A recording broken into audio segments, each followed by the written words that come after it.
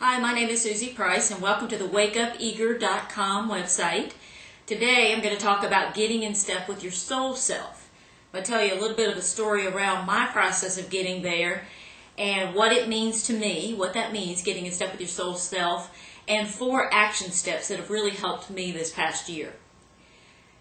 As a child, and even today with my mom, when I look at her, I see someone who is smart, very pretty, creative, fun, and a really interesting person. I always have felt like, especially when I was a child, I'd gaze up at her and think, she's the best mom in the world. Some of the great things that she did was she always encouraged our creativity, and it was encouraging that she did that for us. So even when we did things like my sister and I were going to decorate my sister's room, but we didn't tell my mom, and we wanted mirrors on a wall because we thought that was the neat decorating thing to do, but we didn't have any money for mirrors. So we got the bright idea that we'd take aluminum foil and we'd glue it in sheets on one entire wall so it looked like mirrors. It really didn't look like mirrors, but Mom encouraged us just because we were being creative and using our thoughts and our minds and our talents. So I always loved that about her. She's also very thoughtful. So she'd do things like on my birthday, when I was a preteen, I loved to roller skate. She made me a very cool roller skate cake. It looked just like a roller skate. And she was always fun. So when we'd be dancing and jiving as teenagers with our fake microphones and our real tambourines, jamming in the living room, she'd be jamming right there with us, laughing and playing around. So we had lots of fun with her when we were kids, and I have a lot of good memories about that fun and her creativity. Always lurking in the background, though, was the mom mood that was going to roll in like a dark storm. And when it rolled in, we knew it. The air would bristle with tension, and our fun, loving, playful mom would now become frustrated, and it would make comments that made me think that maybe she was bitter about things in her life, and she would become distant. And that happened a lot, and it was hard as a kid because we were thought she was so perfect, and we had had so much fun that the difference was so great.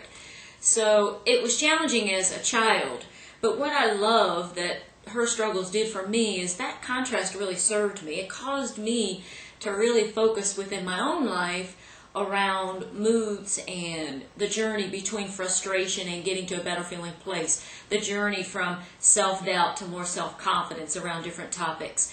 So I really appreciate the catalyst that my mom served in my life, a good example of fun, and then also caused me to really focus on how do you wake up eager. And so I love that this year, at the age of 45, a year when the economy sucked, and there was a lot of pressure and angst in the world, and certainly things not going perfect every day in my life, I felt more perfect in my life this year. I say that this year is the year that I got in step with my soul self. This is the year that I felt more comfortable, more confident, more appreciative of other people, with more ease with other people. Just everything felt better. And when I say I got in step with my soul self, let me explain what I mean by that. I believe that we each are born, built into us by nature with specific preferences, intentions that we come with and we intend to use and be about while we're here. And then as we're here, our life experience shapes us, and we mold and create those intentions to what we believe are the best things for us. And when we spend time in our day doing things, thinking thoughts, being about things that are a match to our preferences and our intentions, well, we just feel better and we have our best year ever. We're getting, and that's what I feel like is happening for me, I'm getting closer to and more in step with my soul self. I'm closer to and spending time around things that are a better match to my intentions and my preferences, and life feels even better. So when I think about that, I think about what are the things that I did more this year than I've not done in the past. So this year, there are 4 things that I did better that I believe helped me move closer to my soul self. Those 4 actions spell out the word soul. So let's go through them. The first is to spend time with yourself. This year, every day, I spent more time with myself. And that I do that when I write. So I write lists of appreciation. I talk about that a lot here on the site. So spending time with yourself, it could be meditation, could be prayer, could be taking walks, could be being with your dog, playing music, but spending time with yourself and doing that every day so that you can tune into inner wisdom, your own knowing. You can tune into what you're doing and why you're doing it, and doing a better examination of what you're doing and being more conscious around it. So the first action step for getting in step with your soul self is to spend time with yourself. The second is own your happiness. Happiness is an inside job. Nobody else can give it to us. And I think this year what I did is I owned my happiness more. I took the job. So own your happiness. The third step is use your guidance. We're all guided. And one way that we're guided, I believe, is through our feelings. So when we're feeling joy and energy and eagerness around something that we're doing, that's guidance. When we're in dread or worry, that's guidance. Both are telling us that whatever we're thinking about, whatever we're in the midst of doing in that moment, is moving us closer to or further away from our soul self, those intentions that have been built into us and that we've been crafting and molding. So use your guidance. I did a better job of that this year. Fourth action step, live decisively. That is, moment by moment, making more decisions on how you spend your time. Who you're going to have lunch with, what you're going to eat. When you go grocery shopping, making a list, what books you're going to read.